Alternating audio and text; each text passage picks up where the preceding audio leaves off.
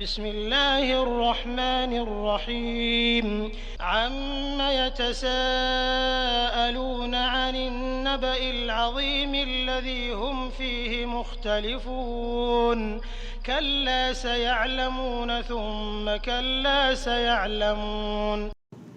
السلام علیکم ورحمۃ اللہ وبرکاتہ. اعوذ باللہ من الشیطان الرجیم. بسم اللہ الرحمن الرحیم. عم يتساءلون عن النبأ العظیم الذی هم فیہ مختلفون کلا سیعلمون ثم کلا سیعلمون. یہ لوگ کس چیز کی نسبت پوچھتے ہیں؟ کیا بڑی خبر کی نسبت جس میں یہ اختلاف کر رہے ہیں؟ دیکھو عنقریب یہ جان لیں گے، پھر دیکھو عنقریب یہ جان لیں گے. نحمدہ ونصلی علی رسولہ الکریم. رب اشرح لی صدری ویسر لی امری واحلل عقدۃ من لسانی یفقہوا قولی.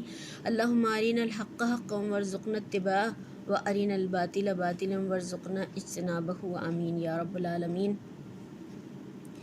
الحمدللہ الحمدللہ. اللہ تعالیٰ کا شکر احسان ہے کہ ہم قرآن کو سمجھنے کی ایک کوشش کر رہے ہیں کہ ہم اس کو سمجھ کر پڑھ سکیں تاکہ یہ پھر ہمارے عمل میں جاری اور ساری ہو جائے. تو ہم اس کے لیے ہم نے جو منتخب کیا ہے وہ قرآن کا آخری سپارہ ہے، اور آخری سپارے کی جو پہلی صورت ہے وہ عم یتساءلون ہے. اس کو سورہ نبا بھی کہا جاتا ہے اور اس کو سورہ عمہ بھی کہا جاتا ہے، اور اس میں 2 رکوع ہیں، 40 آیات ہیں. اور اس میں جو آخری سپارہ ہے یہ، اور اس میں آخری طریقے سے تنبیہات بھی آئی ہیں. آخرت کی تیاری پہ بہت زیادہ زور دیا گیا ہے، اور اس کو پھر ہمیں خود بھی پڑھنا ہے، خود بھی سمجھنا ہے، عملوں میں اپنے میں لانا ہے، اور دوسروں تک بھی اس خبر کو اور ان تمام چیزوں کو ہمیں پہنچانا ضروری ہے.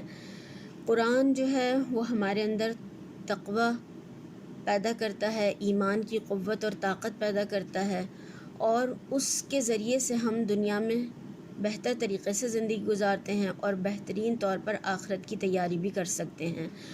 اور اللہ تعالیٰ کی جب مرضی کے مطابق ہم دنیا میں زندگی گزاریں گے تو انشاءاللہ تعالیٰ اللہ تعالیٰ وہاں پر ہمیں پھر وہ چیزیں عطا فرمائے گا جو کہ ہم نے نہ دیکھی نہ سنی اور جن کا خیال تک ہمارے دلوں میں نہیں گزرا.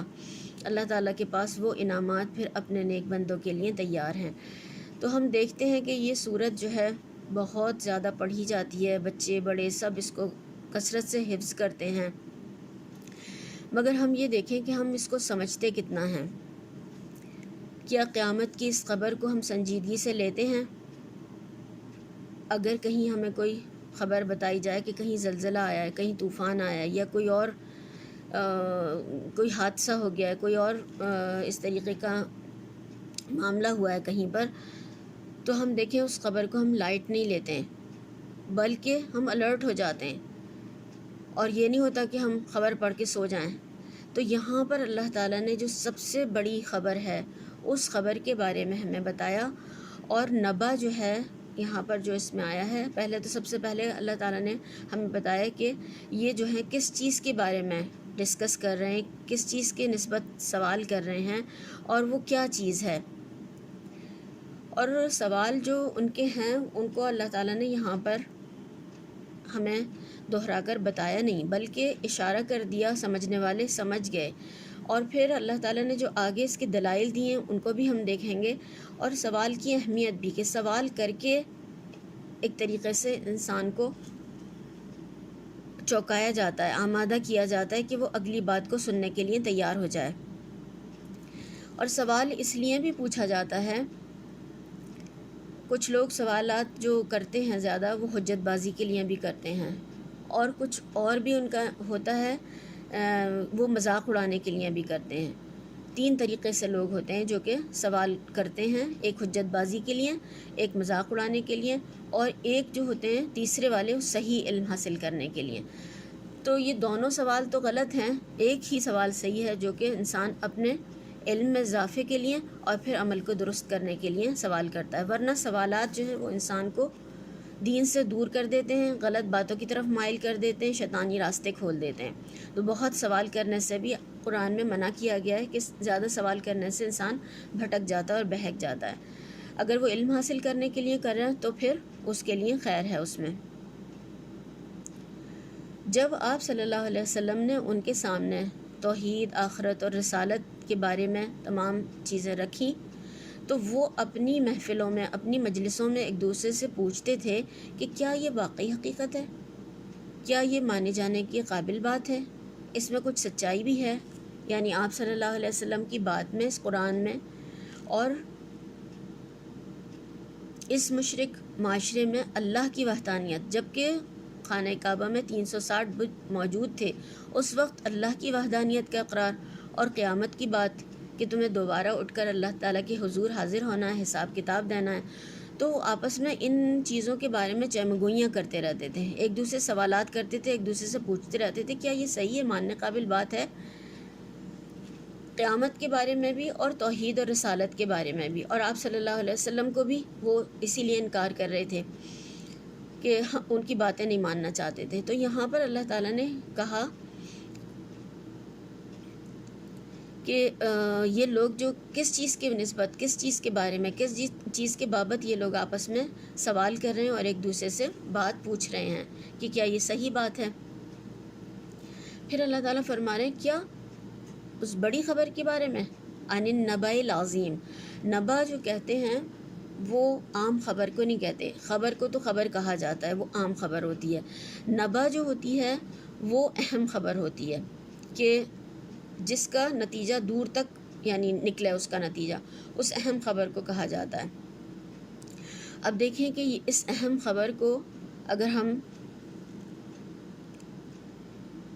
ہم دیکھیں کہ ہم اس اہم خبر کو کتنا اہم لیتے ہیں، اور اس کے ساتھ میں نبا کے ساتھ میں ایک تو اہم ہے اور عظیم بھی لگا دیا اللہ تعالیٰ نے، بہت بڑی، یعنی تم جو ہو اس خبر پہ متوجہ نہیں ہو رہے، یہ تو بہت بڑی خبر ہے، اور ذہن کو ایک طریقے سے انسان کو کہ متوجہ کیا گیا ہے، یہ خبر ہی نہیں ہے اہم بلکہ بہت ہی بڑی ہے،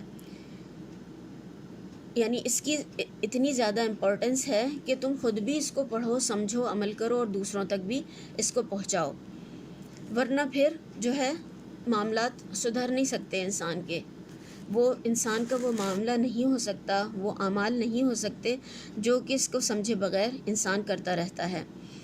تو آپ دیکھیں اس میں جو ہے اتنے جامع فقروں میں آخری جو سپارے کی تمام صورتیں ہیں آپ دیکھتے چلے جائیں گے انشاءاللہ تعالیٰ کہ بہت مختصر الفاظ ہوتے ہیں، اور قیامت کی، آخرت کی اور قرآن کی بھی بات ہوتی ہے، آپ صلی اللہ علیہ وسلم کی بھی باتیں ہیں، تمام اہم موضوعات جو پچھلے پورے قرآن میں گزرے ہیں ان سب کو اس آخری سپارے میں سمویا گیا ہے، اور تمام کاموں کے انجام کو بھی سامنے رکھا گیا ہے کہ تم اگر یہ کرو گے تو تمہارے ساتھ کیا ہونے والا ہے، اور آج ہی اگر تم نے اپنی ڈائریکشن درست نہیں کی، اس خبر کو نہیں سمجھا، نہیں پڑھا، تو پھر سمجھ لو کہ تمہارا انجام بخیر نہیں ہوگا، پھر تم خود سوچو کہ تمہارا انجام کیا ہونے والا ہے، تم اللہ کے انعام کے مستحق نہیں ہو سکتے ہو، اپنی منزل مراد کو نہیں پہنچ سکتے ہو، اور نافرمانی کرنے والے وہ خود ان تمام چیزوں کو اپنے آگے رکھیں اور سوچیں کہ کل پھر ہمارا انجام کیا ہوگا۔ تو اگر آج ہم سوچ لیں گے، عمل کر لیں گے تو انشاءاللہ تعالی ہمارا انجام درست ہوگا۔ اور پھر اس کے بعد دیکھیں کہ اللہ تعالیٰ جو یہاں پر فرما رہے ہیں سب سے بڑی خبر جو ہمارے لیے اہم ہے، آج دنیا کی جو خبریں ہیں وہ کتنا اٹریکٹ کر رہی ہیں، ہر طرح کی جو بیکار کی اور غلط خبریں اور جھوٹی خبریں ہر طرف گھوم رہی ہیں، اور صبح سے شام تک یہ خبر چلتی ہے، رات تک اس کی تصدیق ہو جاتی ہے، یعنی جھوٹ جھوٹ جھوٹ جھوٹ پورا دن وہی پھیلایا جاتا ہے اور وہ پھر شام تک سچ ہو جاتا ہے، اور اس کو جو بھی اگر غلط سمجھے گا، نہیں مانے گا اس عظیم خبر کو، تو وہ کل پھر بڑے خسارے سے دوچار ہونے والا ہے وہ۔ تو یہاں پر اللہ تعالیٰ فرما رہے ہیں کہ الذی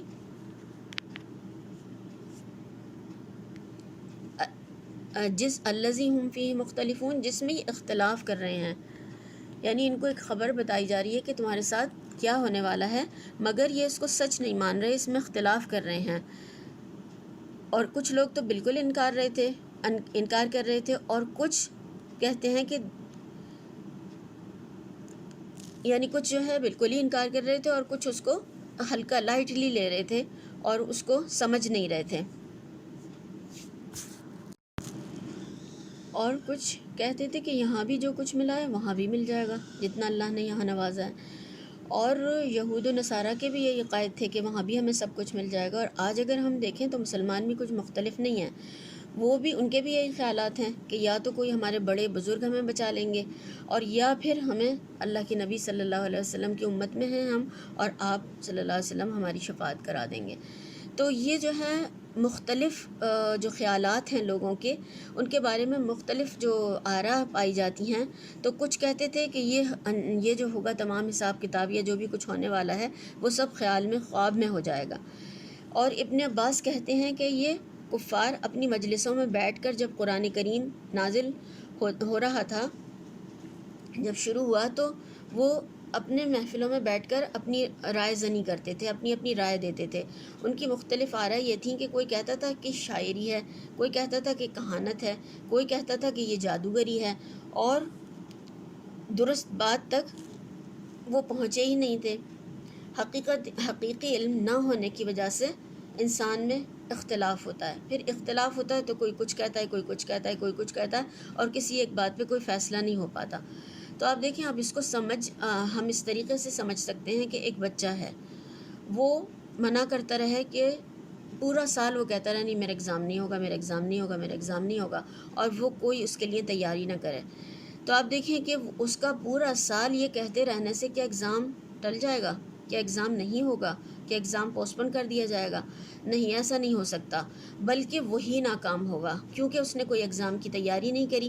تو وہ ایگزام میں کس طریقے سے کامیاب ہو سکتا ہے؟ اور جس نے تیاری کی ہوگی یقین کے ساتھ میں، تو پھر وہ انسان ضرور وہاں پر انشاءاللہ تعالی کامیاب ہوگا. تو اس میں یہی بتایا گیا ہے کہ یہ مختلف آراء پائی جاتی ہیں لوگوں میں. تو صحیح پھر کیا ہے کہ ہمیں اللہ کے سامنے جانا ہے، اللہ کے سامنے کھڑا ہونا ہے. تو اس کی تیاری پھر ہمیں آج سے کرنا ضروری ہے، کیونکہ وہاں پر کوئی کسی کے کام نہیں آئے گا، کوئی کسی کا بدلہ نہیں دے سکے گا، اور سب کو اللہ کے حضور تنہا تنہا اکیلا حاضر ہونا ہے. اللہ تعالیٰ فرما رہے ہیں کہ دیکھو عنقریب یہ جان لیں گے، پھر دیکھو یہ عنقریب جان لیں گے. کلا سیعلمون ثم کلا سیعلمون، یعنی جلد پتہ چل جائے گا. اور 2 بار فرمایا حقیقت حال معلوم ہو جائے گی، تمہارے جھٹلانے سے کچھ نہیں ہوگا. اور دوبارہ ہم بھی جب کوئی بات زیادہ اہم ہوتی ہے تو کیا کرتے ہیں، ریپیٹ کر کے دوبارہ بتاتے ہیں تاکہ جس کو بتائی جا رہی ہے وہ بھول نہ جائے بات کی اہمیت کی وجہ سے. تو یہاں پر اللہ تعالیٰ نے دوبارہ کہا کہ تمہارے جھٹلانے سے، تمہارے انکار کرنے سے، تمہارے منع کرنے سے یہ حقیقت ٹلنے والی نہیں ہے، بلکہ تمہیں جلد پتہ چل جائے گا کہ تمہارے ساتھ کیا ہونے والا ہے، یعنی جھٹلانے والوں، انکار کرنے والوں کے ساتھ کیا ہوگا. اب ہم دیکھیں اپنے حوالے سے خود غور کریں اس میں کہ یہ اللہ نے جو اتنی بڑی خبر جس کے بارے میں کفار چمگوئیاں کر رہے تھے، اہل مکہ کی یہاں پر جو بات کی گئی ہے، اور قرآن صرف اہل مکہ کے لیے نہیں، نہ اہل مکہ کے وقت تک کے لیے تھا، بلکہ یہ قیامت تک کے لیے ہے، اور ہر پڑھنے والا اس کا مخاطب ہوتا ہے. یعنی جو بھی قرآن کو پڑھے گا قیامت تک آنے والے تمام لوگ وہ سب اس کے مخاطب ہیں. تو ہم دیکھیں کہ آج ہم پڑھ رہے ہیں تو قرآن ہم سے مخاطب ہے. تو قرآن اللہ تعالیٰ ہمیں جو بتا رہے ہیں وہ یہ کہ یہ کس چیز کی نسبت، کس چیز کے بارے میں، یعنی وہ لوگ تو اس چیز کے بارے میں ڈسکس کر رہے تھے، ایک دوسرے کو سنا رہے تھے، سمجھا رہے تھے، پوچھ رہے تھے، ان کے موضوع بحث یہ چیزیں تھیں، یا تبصرہ کر رہے تھے اس پر، یا وہ ایک دوسرے سے جاننے کے لیے سوالات کر رہے تھے. مگر آج ہم غور کریں اپنے بارے میں کہ ہم جو ہیں اس خبر کے بارے میں کتنا ہمارا یعنی تبصرہ ہے، یا جو ہم ہمارے محفل کے یا ہمارے گھروں کے یا ہمارے جو بھی معاملات ہوتے ہیں ان میں کتنا یہ موضوع زیر بحث آتا ہے، یا کتنی بار ہم یہ ڈسکس کرتے ہیں کہ قیامت آنے والی ہے اور ہمیں اللہ کے حضور جانا ہے، اور ہمیں اللہ کے حضور اپنے تمام اعمال کا جواب دینا ہے. تو یہ صرف اس کو یہ پڑھ کر کہ قیامت آنے والی ہے، یا پھر وہ لوگ ڈسکس کر رہے تھے اور ہم بیچ میں سے نکل جائیں، ایسا نہیں ہے. تو ہم خود دیکھیں کہ ہم اس اہم خبر کو کہاں تک، کتنوں تک پہنچا رہے ہیں. روزانہ کی خبریں تو بہت ایک دوسرے کو، آج دیکھیں واٹس ایپ پر 1 منٹ میں ایک خبر پوری دنیا میں گھوم جاتی ہے. تو کیا ہم نے یہ کوشش کی کہ ہم اس کو سمجھ سکیں اور خود بھی سمجھیں، عمل کریں اور دوسروں تک پہنچائیں؟ تو یہ بڑی اہم خبر ہے جو اللہ تعالیٰ نے ہمیں بتائی ہے کہ ہم نے اس کو اپنے تک محدود رکھا ہے یا ہم اس کو دوسروں کو تک پہنچانے کی بھی کوشش کر رہے ہیں جو اس کو نہیں جانتے ہیں یا جن کو یہ نہیں معلوم ہے۔ تو ہماری پھر کوشش جو ہے وہ دیکھی جائے گی کہ ہم نے کہاں تک کس تک پہنچانے کی کوشش کی، اور قبول کرنے والا تو اللہ تعالیٰ ہے۔ تو یہاں پر جو ہمیں متوجہ کیا یا ہماری توجہ اس طرف اللہ تعالیٰ نے کرائی ہے، کیونکہ یہ بہت امپورٹنٹ بات ہے جس کے لیے اللہ تعالیٰ نے ہمیں یہاں پر بتایا ہے۔ تو اس میں اختلاف کرنے سے اس کی حقیقت کوئی کم نہیں ہو جائے گی، اور جو انکار کر رہے ہیں، جھٹلا رہے ہیں، ان کو سب حقیقت حال معلوم ہو جائے گی، اور یہ کوئی خیال و خواب کی بات نہیں ہے، یہ حقیقی بات ہے، اور انسان کو پھر اس کے بارے میں سب معلوم ہو جائے گا کہ وہ کیا کر کے آیا اور وہ اس کا کیا انجام ہونے والا ہے۔ سبحانک اللہم و بحمدک، نشہد ان لا الہ الا انت، نستغفرک و نتوب الیک۔ السلام علیکم ورحمۃ اللہ وبرکاتہ۔